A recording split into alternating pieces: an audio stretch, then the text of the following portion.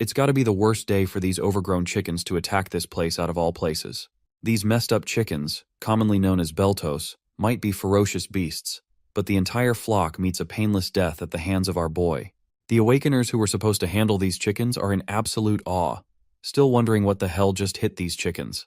As far as their understanding goes, it's likely another awakener was secretly dispatched and took care of the monsters, but it makes no sense for someone to wipe them all out in a single swoop without even showing themselves. After all, literally nobody in this damn country has the kind of talent needed to obliterate hordes of monsters in an instant. Well, little do they know that mysterious someone is none other than our boy, Kang Cheol-ho, the owner of the humble little restaurant that just so happened to be located in the area under attack by those feathered freaks. Normally he doesn't get involved in this crap, but since belto meat makes for the juiciest and most succulent steaks known to man, our boy just couldn't help himself. He slayed those monsters and grabbed a nice chunk of meat for the kitchen. As he's getting ready to prepare a new dish with the fresh haul, someone shows up. Turns out, it's a visitor from the Awakener Association, specifically here to check in on our boy. Apparently the association rep came to see if he's doing okay after the belto attack. Well, my guy's totally fine. And if he has to be honest, this kind of thing happens so often, it's just another Tuesday for him. The representative is relieved to hear there weren't any casualties, especially since most of the residents had already evacuated. Minimal damage is just good news all around. Suddenly, the guy's nose twitches when he catches the mouth-watering aroma drifting from Kang's cozy little dining place. The smell is so damn good that the representative can't help but crave a bite, if the restaurant is open for business, that is. Our boy can't say no to a potential customer, or can he? Once the association guy steps inside, he immediately notices how clean and well-organized the place is, almost like a movie set from some Hollywood drama. He makes himself at home and insists on seeing a menu before placing his order. But to his surprise, Kang's restaurant doesn't have a menu. The food depends entirely on whatever ingredients they've got that day. It's basically a daily special, and for today, our boy's cooking up belto steaks. The mention of belto instantly grabs the rep's attention. After all, those are the same giant birds that attacked this area just a while ago. All the credit, of course, goes to the great master Gamsanghu for taking out all 10 of them in a flash. Kang doesn't say a word about his own involvement. He just nods and thanks the brave fighter for getting rid of the menace. Those beasts may have been terrifying, but they're equally exquisite when grilled to perfection. Kang is sure his customer's gonna love the steak. That mention of steak gets the poor customer a little nervous. Steaks usually cost a fortune, and he's not sure if his wallet's ready for that. Meanwhile, my guy picks up a cleaver and slices even cuts for the steaks. He seasons them with nothing but salt and pepper, keeping it simple and letting the meat do the talking. While he's working on that delicious dish, let's rewind a bit and talk about our boy. Almost 30 years ago, Kang woke up in a completely different world.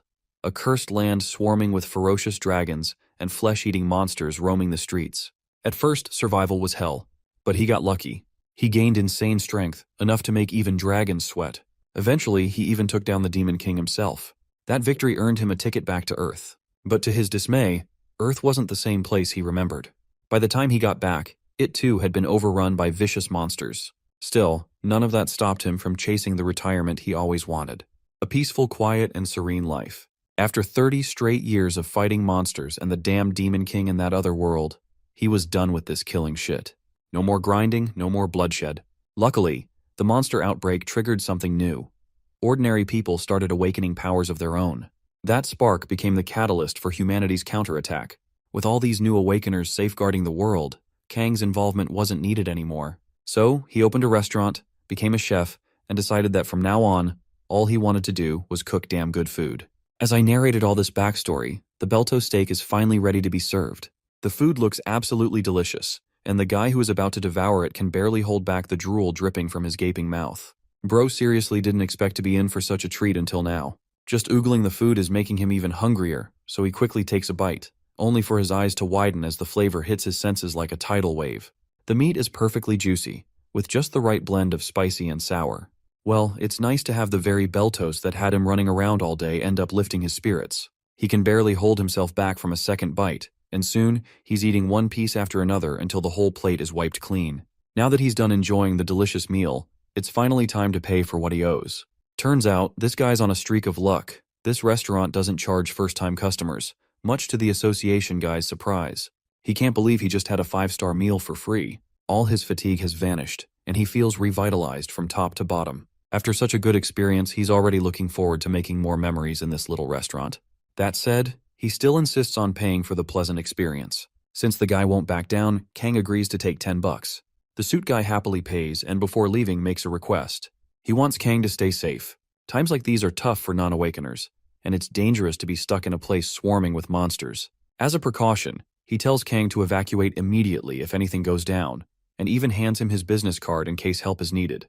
Compared to a few years ago, when this area was practically a wasteland, it's very good to see commercial hubs like cafes, bars, and markets thriving again. He reminds this Goldie chef that he's just one call away if needed.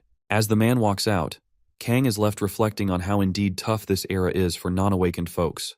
That's why he's got mad respect for people like the association guy, folks who put their lives on the line to serve the public. Kang then proceeds to taste his own food, and the moment he takes a bite, he's thoroughly satisfied with the flavor. Night descends, and our boy is just about to wrap up for the day after a smooth run.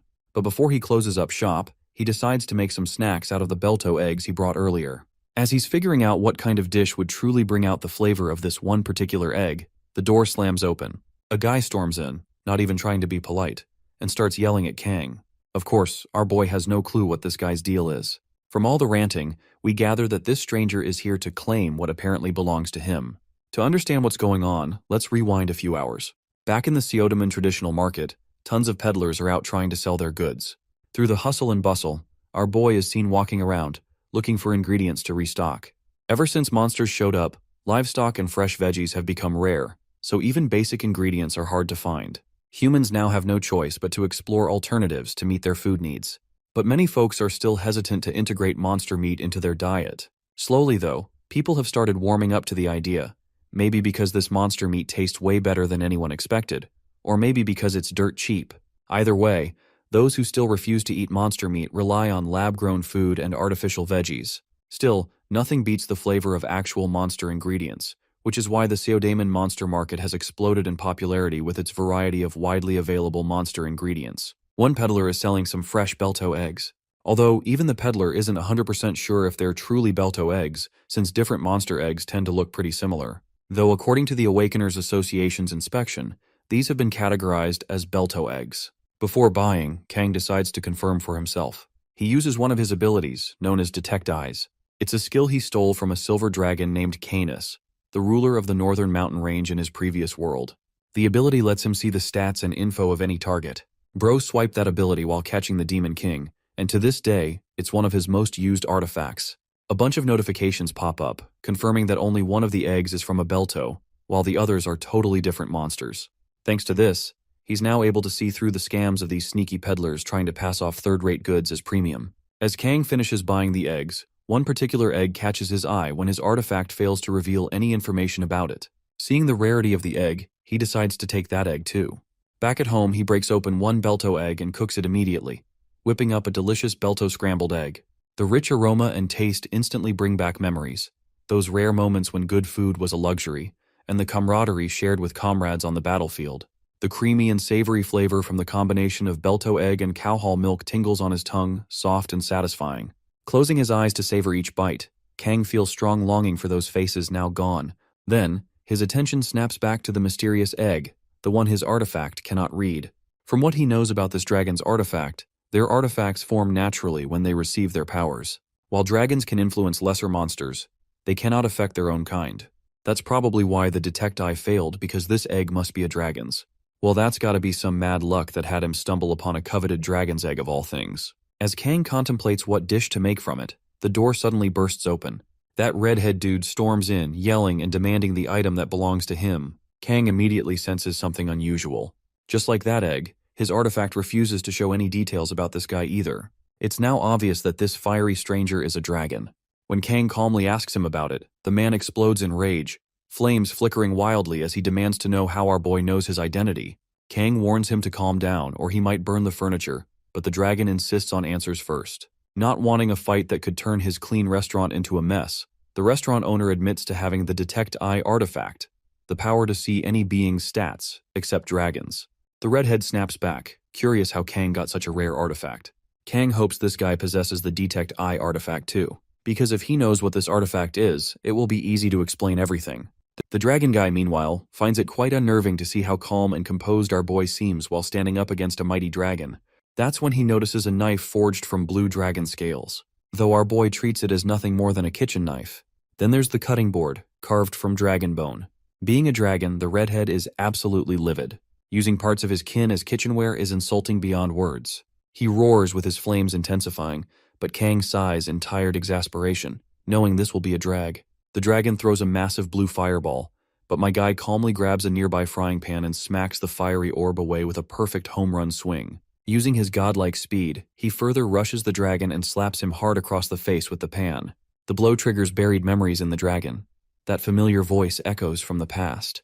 Back in the previous world, Kang once appeared before the mighty Dragon King and demanded his artifact. He wants to defeat the Demon King as soon as possible, so there is no time in arguing. At that time, this dragon dude was just a kid then, and his father was the artifact's original owner. When the father refused to hand it over, the son knew his family's fate was sealed, because our boy was widely known as Miro Lycus on the continent. Snapping back to the present, Kang orders the redhead to clean the floor properly before things get ugly. Reluctantly, the dragon grabs a mop and bucket to wipe away the scorch marks. While the child of dragon scrubs, Kang asks where he's from, curious how this fiery fellow knows so much about the Detect Eye artifact. As we already saw in the flashback, this bastard was born on the continent of Espan, a place in the previous world where our boy had fought the Demon King. Turns out this dragon guy crash-landed in the new world through an open dimensional crack. The mention of the continent of Espan jogs some fond memories for our boy, and it doesn't take him long to realize that the familiar monsters he's been seeing lately must be from Espan as well. Kang then introduces himself with the title he used to hold in that old world. He was called Miro Lycus, but in this world, he goes by Kang Cheol-ho. By now, the dragon guy is pretty darn sure that Kang is the same guy who messed with his father. Under Kang's strict supervision, that bastard finally manages to clean up the place like it's brand new. Since the task is done, our boy grants him permission to leave with his dragon egg. It looks like this child of a dragon has one question he wanted to ask: why he never returned his father's artifact after defeating the Demon King. Kang curiously asks who his father is, and the polite son drops the name, Ekmund Rex. Well, looks like our boy remembers that Rex dragon. No wonder this bastard's aura felt so familiar. Back then, this bastard was just a kid, child of that mighty dragon. The kid in question can't help but tremble when Kang urges him to come closer. Seeing him terrified, our boy promises not to hurt him. After all, he stopped beating up dragons 30 years ago. But the dragon doesn't trust him. After all, Kang doesn't look like someone who's aged 30 years. Kang then asks how old the dragon is, and the dragon promptly replies that he's in his 50s. In response, our boy reveals he's around 60, making him older than the dragon kid. Of course, the dragon's not buying it.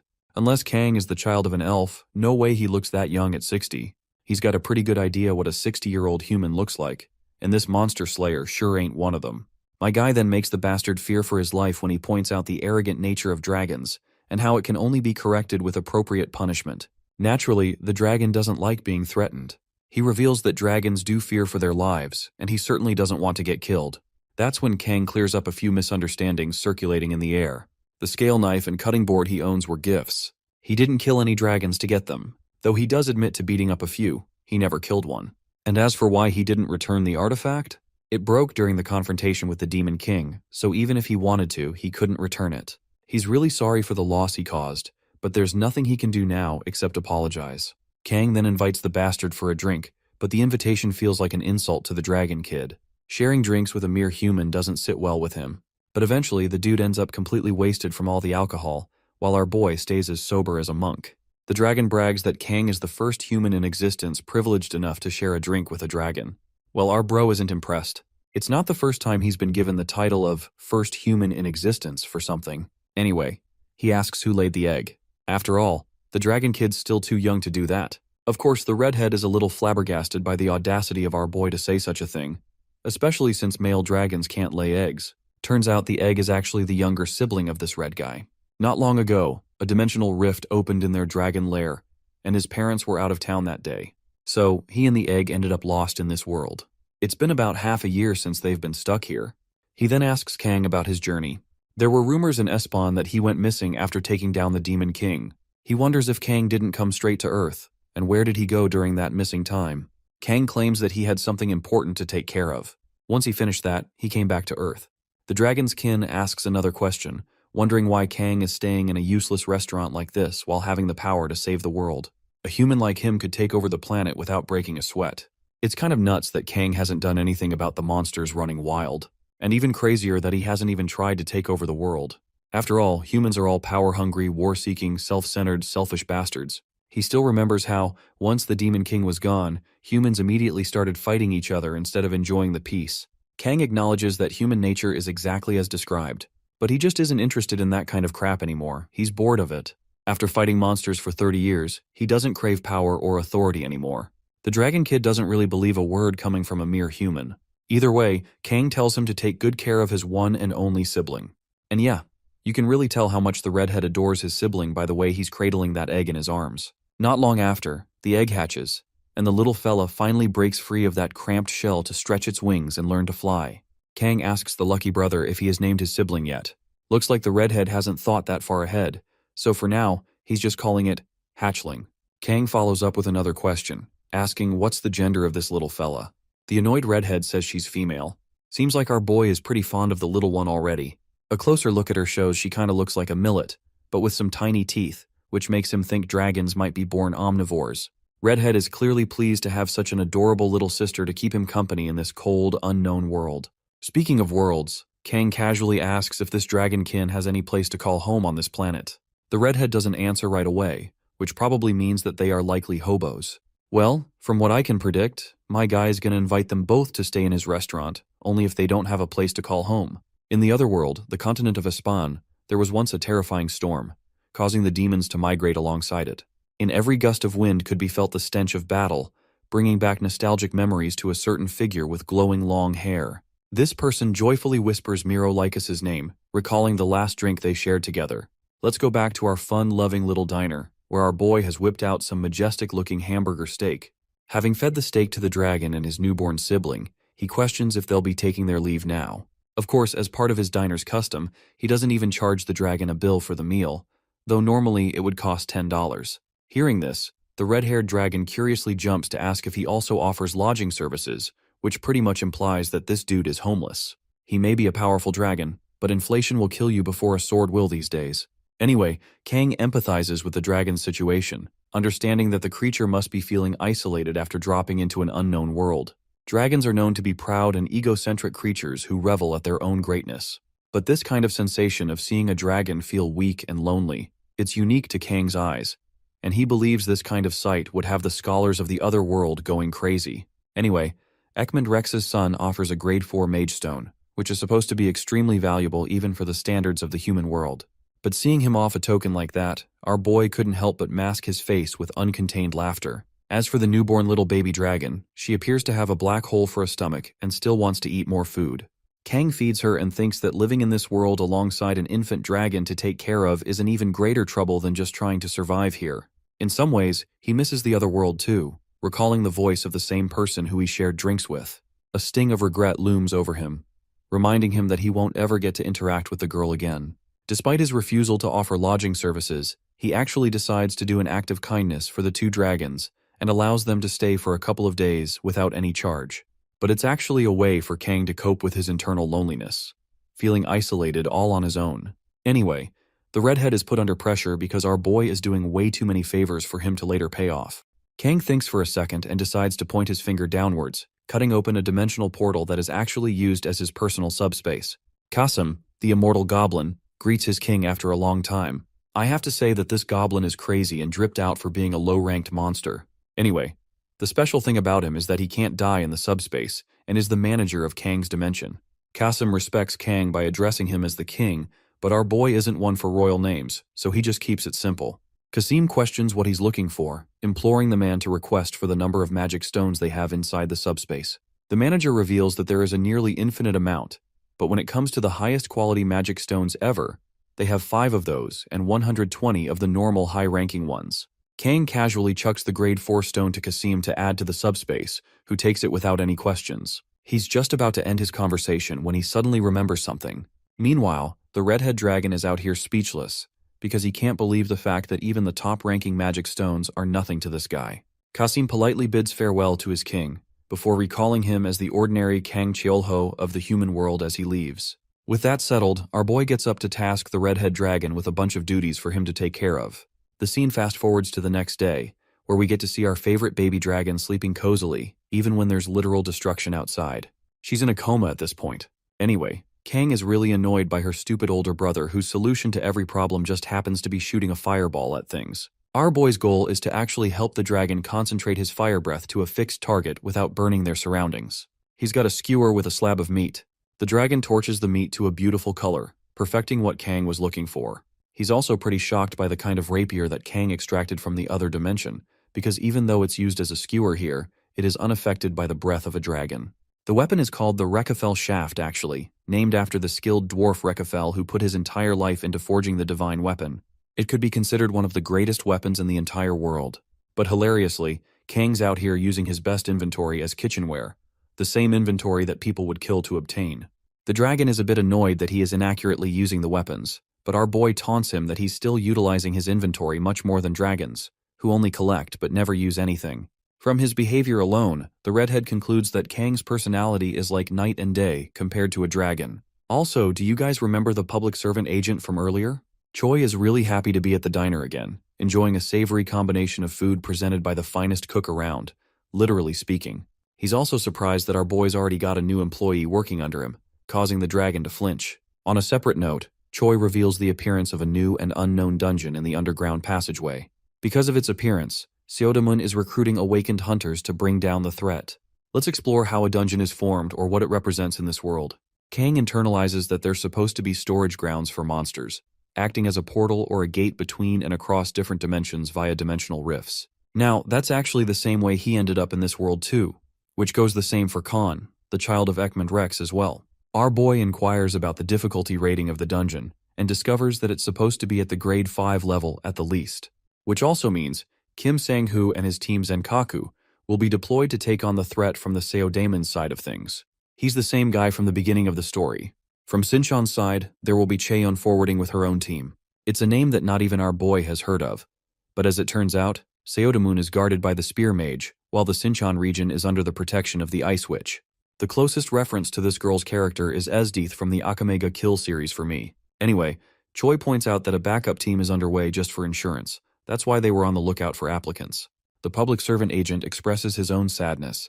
His heart breaks every time he sees a job post for a dungeon, but unfortunately not everyone lucks out with the awakening process. Only the best of the best are chosen for the job, and it's really sad how they've all got families to feed, and yet they can't join because of their ranks. In some ways, he thinks the unawakened people have it better in this life, a safe and steady job without any risk of death. Realizing that he's running late, he concludes the conversation and thanks our boy for the exceptional meal like always. Even more so, Khan is most impressed that his contribution is receiving some praise. Kang wonders if he should head out and purchase more Idaho meat to reinvest in the business. So he does exactly that, and goes to the marketplace for a list of ingredients. While he's talking to the butcher, Kang overhears an announcement to join the raid party. The guy in the distance resembles someone he saw back then. It's actually the Spear Mage Sang-hoo, known for being a grade 2 awakened warrior. It seems like Choi's words prove to be true because they really are looking for a party. Speaking of parties, let's talk about the assault groups, which in this world are called the raid parties. It's pretty similar to your average RPG game system, a format that Kang personally enjoyed back in his days. The world now resembles no differently from a fantasy game, and so the rules are easy to understand. But that's not the only thing. If you guys have played the recent game Marvel Rivals, maybe you'll have noticed an influx of DPS players and a shortage of tanks and healers, right? It's the same in this world. The damage-dealing roles are saturated and less reliable compared to the few and far beyond healers and tanks. Unfortunately, because of the saturated position of DPS class, not everyone gets to join the party. The scene reminds Kang of the public servant's words, who touched upon the miserable life of those who weren't exceptional and struggled to find work. But at this point, our boy thinks the guy should focus on worrying about himself instead of focusing on other people. Speaking of which, a random man checks his wallet and finds nothing inside. He sulks in misery and defeat as he doesn't have anything going for himself. Returning home, Kang is looking for the redhead dragon but finds him nowhere. The kitchen is spotless, which is good. Suddenly, the man from before enters his diner with a troubled expression on his face. He's even embarrassed to ask for ramen, but Kang is a good guy and tells him there won't be a problem. In his mind, he reflects how the tradition of using ramen as a cheap meal still hasn't changed from the 30 years that have passed. Even though inflation has hit hard on simple food like this too. Before he starts making it, the man inquires for the price of the ramen, causing Kang to reveal that it costs $2 only. This revelation alone brightens up the man's expression as he orders 5 bowls right away. Kang is pretty darn impressed that the guy has an appetite for eating all that food in one go. Sensing that something is out of place, he activates his Detect Eye skill, allowing him to peer into the man's intentions, learning that his class is actually called the God of Food. It's a really weird and unique ability at first glance, but it's not like our boy is unfamiliar with it as one of his teammates once had it. Basically, it helps you gain a ton of strength the more you eat food. The ingredient quality also affects the outcome, but one can make a shit ton of gains and get a Mr. Olympia physique if they keep on consuming high-level monsters. At the same time, it's difficult to get the ability to progress in the early stages, and it only blossoms into its fullest when consuming high-grade monsters. To top it off, you're usually always hungry, though those effects begin to subside after leveling up and getting better at the skill. Well, that's clearly not the case for this guy because he's far too underskilled for his class. Kang decides to go ballistic and serves an extra large platter of ramen with grilled Ataho meat as a topping. It's probably the kind of ramen that college students would die to eat every day. The shocking part is that he added the Ataho meat as a freebie from his side, reflecting his good nature, conscious that some people just have it really rough in life, which is also why they have a tendency to die sooner in battle. If the man shared a different personality, Kang was planning to ignore him completely. But with this, he thinks the effect of the Ataho meat will boost his power to some degree. Also, Kang shares that the first meal of the day is on the house as a custom for his diner. By the way, he's talking about Ataho meat and not ramen here. The man decides to eat a savory bite of the meat, enjoying its delicate taste. He can't believe that the meat could be tenderized to this savory extent. Next, he takes a large column of ramen and literally goes on to finish the whole meal. His mood lifted, he thanks the amazing chef for his kindness. He tries to whip out some money from his wallet when suddenly a bunch of stuff falls out. Kang strangely notices a necktie and collects the money. The man quickly leaves but promises to come again. Judging from his attire alone, Kang wonders if this guy wants to impress someone with the way he was carrying around that tie. It only adds to his understanding of how difficult a life is in these times. A while passed, and that broke guy stumbles across a gate while walking around. The dimensional gate hovers over the skies, causing an immediate evacuation of the civilians and barricades to be put up in places. The same man from before urges to join the battle as an awakener, but when asking about his rank, the poor guy stumbles with an explanation of his ability related to food. Unfortunately, he is told that they can't just use any average awakener to join the battle against a powerful dungeon like this. Even the best team members have returned with certain injuries, so it's not easy to allow just anyone. He's told to evacuate to a safe location when suddenly he notices one of the healers. This girl is actually his very own daughter, and he rushes to find her. He scolds Mijin for coming to such a dangerous location when her focus should be school right now. The poor girl shares that she couldn't sit around with the number of injured people around, which is also why the school mobilized some of its students to help out. But she's even more confused to find her father here of all places. She doesn't require his help and even lashes out against her own father when all he has is a shitty ability to eat and work. He doesn't even come home to check on her, and yet he's concerned out of the blue. In a way, Mijin resents her father because not only does she have to work to earn points for a scholarship, but now he was making her seem pathetic too. She shoved him away, causing the necktie box to drop from him.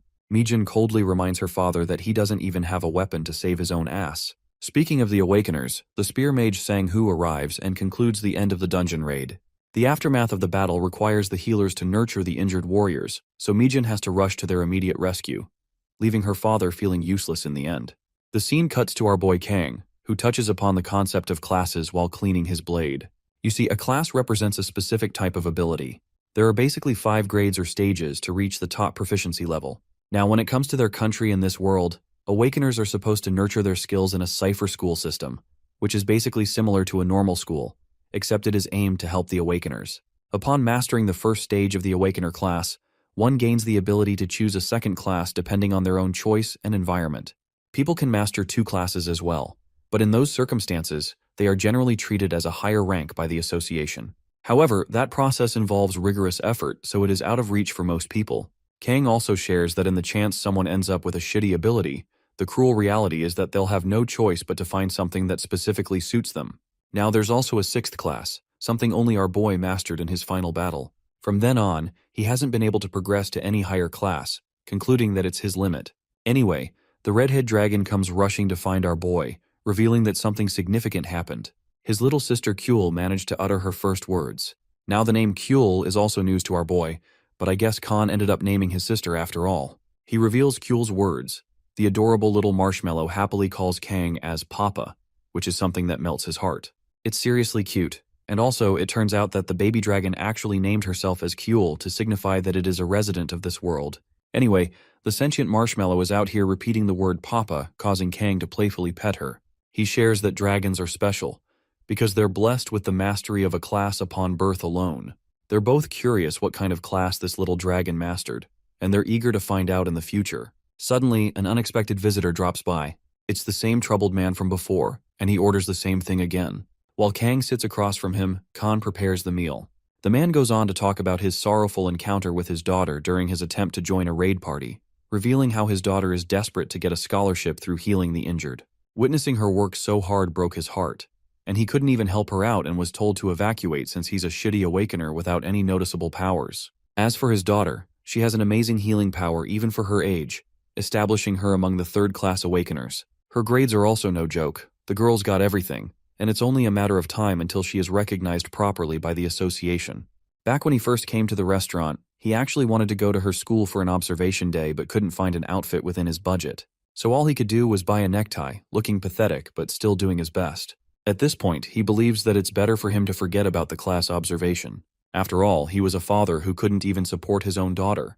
The man fully breaks down, expressing how even in this depressing situation, he's starving for food. Kang listens to his words with an open mind, hearing that he's a simple food-related awakener who has to rely on eating a lot so that one day he could be of use. Suddenly, our boy gets up to address his employee, creepily asking if it's okay for him to fatten him up. This comment alone rocks Khan's world, because he thinks he's about to get cooked just like the rest of the monsters. Kang reveals that it's just a joke, and also takes notice of Kuel's shedded skin. An idea comes to our boy's mind as he plans to make use of the skin, even against Khan's complaints, who was looking forward to using it as a memento. The meal is prepped, resulting in a mouth-watering Ataho extra-large ramen serving. The man notices that it's similar to what he had last time, and Kang is okay with him eating to his heart's content. He quietly observes the guy eating the food all the way until he's finished. The man pays him for the food, and before leaving, thanks Kang for being a listening ear in the time of need. As he's leaving, the wise Kang leaves a piece of advice that I highly recommend everyone watching this video to follow. Life is hard for everyone. He understands it would be more livable if some things were easier than others. According to Kang, the people who work hard every day always run into good fortune eventually. So, he encourages the troubled man to try again tomorrow, and that he'll always be here for him like a reliable shoulder. Kang gives him a nice smile and sees him off. Also, unbeknownst to his customer, he also infused the dragon's shed skin as part of the meal, so it will definitely affect the guy's growth later on. Khan is confused why he's going out of his way to help out a random dude. Caressing the little marshmallow's face, Kang reveals that it's because his very own father shared a troubled life like that, so maybe it's because of that. In the next scene, we find the same man returning home to find his sleeping daughter. He also notices that Mijin took the necktie and brought it home. The poor girl turns to apologize for what she said to her father as tears stream out of her face. He gently cares for her and apologizes too, internalizing how he is shameful for all of the things he's done and for the uncomfortable life he has forced her to live. But even after everything, despite his hardships, he still loves her the most. The following morning, he rushes to a job location immediately. He pants as the recruiter asks for his registration card and learns that it's the same Kim Manho from last time. He's the game who fell out and did a terrible job in the dormant section incident last time in the Yongdongpo dungeon. It's clearly going to be an issue if he does the same again, but luckily the Zenkaku team saved their asses last time, so any damages were prevented. Only this time, he just wants Manho to do his best. The gate is burbling dark energy at the top, while the recruiter commands the end of the recruitment process as their team is ready to depart. The morning is fresh and our boy is chilling on his walk when suddenly he sees chaos ensuing before his eyes. Even Sanghu can't believe the situation has become this tense. From the information they received, it is noted that a team of Class 5 to 7 Awakener members have entered the dungeon. But to their worst nightmares, a hidden boss has appeared in the same dungeon where Mijin's father went. Let's take a deep dive inside the dungeon. It's supposed to be a forest-type environment where Manho finds himself immediately attacked by a dinosaur straight out of Jurassic Park. Bro reflexively uppercuts the freaking raptor and kills it with one attack, pointing out how he feels strangely motivated and filled with energy. He's also supposed to be feeling hungry by now, but so far nothing happened. Suddenly one of the party members points out a shocking crack inside the dungeon. The ground rumbles with a heavy earthquake as the colossal Tyrannosaurus Rex erupts with a deafening roar. This monster is supposed to be the hidden boss. Hidden bosses are supposed to appear unexpectedly inside the dungeon, and only when a dimensional rift cracks open from inside. The horrific outcome always results in the death of the cleanup squad, which is what is happening right now as the Tigrex monster unleashes its fury. The guy's team is scampering away when suddenly, he notices mana crystals from the creature he just defeated. It's actually a decent grade and will result in a good fortune for him if he's able to sell it. Manho's desperation results in him rushing towards the crystals, which is a seriously reckless decision because the colossal dinosaur is out to get him. The funniest part is that instead of straight up eating him right there, the monster headbutts his ass flying. With just one hit, Manho realizes just how shitty he truly is. He foolishly rushed inside the dungeon for the sake of his daughter's happiness. A gush of her sweet memories courses through his mind, all the way back to when he first embraced her. His daughter's words become the fuel for him to get back up. Dying here would mean that Mijin would be defenseless all on her own. Mustering his courage and strength, he takes a stand and faces the Tigrex monster. Even against the might of such a ferocious boss, he stands firm, denying the very reality of his despairing battle. Manho's indomitable human spirit channels through, and he focuses his power into a single punch against the creature's mouth, resulting in a surprising rank-up effect. At long last, he's finally evolved, and managed to stop the monster's attack too. No longer does he feel hungry or hurt. Even the Tigrex is shocked and tries to devour the human a second time by rushing at him again. But Manho's having his aura farming moment because this guy literally stops a giant-ass dinosaur with both of his hands. Though he's being pushed back, that isn't stopping him from losing the battle. Manho intends to maintain this position for as long as possible. The good news is, the Spear Mage and his party have arrived in response to the alert of the hidden boss. He's shocked to find an ordinary dude blocking a grade 2 Tigrex all on his own. Now that's called determination. I genuinely love the way this story isn't just about glazing the main character, but actually developing the side characters too. Sanghu commends the amazing man for holding his own, and even intends to grab his business card after the battle. Detecting his skill set, we come to learn that Manho's evolution has jumped to a Shikshin class, which means that he's now more like a tank with the power of a DPS. It's kind of a unique skill set, comparable to Mr. Fantastic and Wolverine from Marvel Rivals. As for our boy Kang, he's observing the scene from the side, really glad that Manho was able to receive a grade 3 evolution. It's a good thing overall, since the Spear Mage personally helped his evacuation. Enough fighting, time for us to head back to the diner. Our precious Marshmallow is yawning with how sleepy she is, while the talks of the hidden boss's defeat roar across the news. Kim Manho is highlighted as the hero who helped his party survive. Resisting against the boss's special skill, he was able to break into an evolution of grade 3, achieving the MVP title in the raid. He made it into the newspapers too, and his daughter seems proud as ever. The Awakener Association also decided to reward this guy with a correct rating and compensated him with loads of money. Cutely handling the baby dragon, Kang wonders if she was busy reading the newspaper. Her weight appears to have increased, and she's still all the same about calling him Papa. Even though Kang denies it, the adorable Munchkin looks at him with such sweet eyes that he can't really win against her. The transmission talks about another news regarding a thief who has become a consistent headache for many merchants in the Seota Moon region. This scumbag apparently loves shiny things, and is responsible for stealing low-grade mana crystals at an alarming rate, to the point the association is deciding to step in. It's basically a warning to everyone to be wary of this thief until he's caught. Our boy is pretty amused by this news, and he's even more shocked when the little one brings him a cup of water to drink. I'm getting butterflies every time she takes over the story at this point. Anyway, Khan quickly chimes in to stop our boy from drinking the damn water. What's more, dude is wearing a violent aura for no reason, but it's actually because the water has a ton of germs inside. Apparently, Kuehl learned about the concept of water wells from an illustration book. And well, you might be thinking, so it's not that bad, right? But here's the plot twist. This idiot dragon can't differentiate between the toilet water and a well. Kang's face literally turns into a, "What the fuck did you just say to me?" expression because he was a second away from drinking that same water. The funny scene transitions into Choi's third visit to the restaurant, and he's really amazed by the kakdugi that Kang made this time. What's more, Manho arrives at the diner looking like night and day from his earlier appearance, and he's brought along a friend too, the same Spear Mage captain who has heard many stories about the diner and its owner. Choi stands up in shock and respect, while the Spear Mage is a bit underwhelmed to find an agent from the association here of all places. The agent is rather astonished to discover that Manho is associated with the Spear Mage. Also, it turns out that Manho has obtained a new identity for himself as the Shikshin warrior, who performed exceptionally well in a recent raid. From this interaction, our boy learns that after doing something commendable in this world, a new name is attached to your old one. Manho is really grateful for the kindness that the owner of the diner showed him when he had nothing. On the flip side, Kang expresses that he was anticipating his arrival. Like always, ramen is the guy's usual order. As for the Spear Mage, he wants to try the same. The meal is served and well, Manho obliterates it like usual in one go, impressing the captain with his appetite. He recommends Manho to head off to visit his daughter's school because it will take him a while to wrap up his side of the food. He doesn't want Manho to needlessly stick around when he's free and allows him a day's rest for now. So that's how the guy ends up leaving, while our boy is impressed by the quality of their healthy work relationship. Interestingly, the place goes all too quiet. So he turns to find the captain dozing off on his seat. In the next scene, we get a glimpse of a heated interaction between the spear mage and Kang. The captain was furious that our boy touched a divine creature and ended up enraging it. The beast gives a malicious smile before erupting its ferocious flames.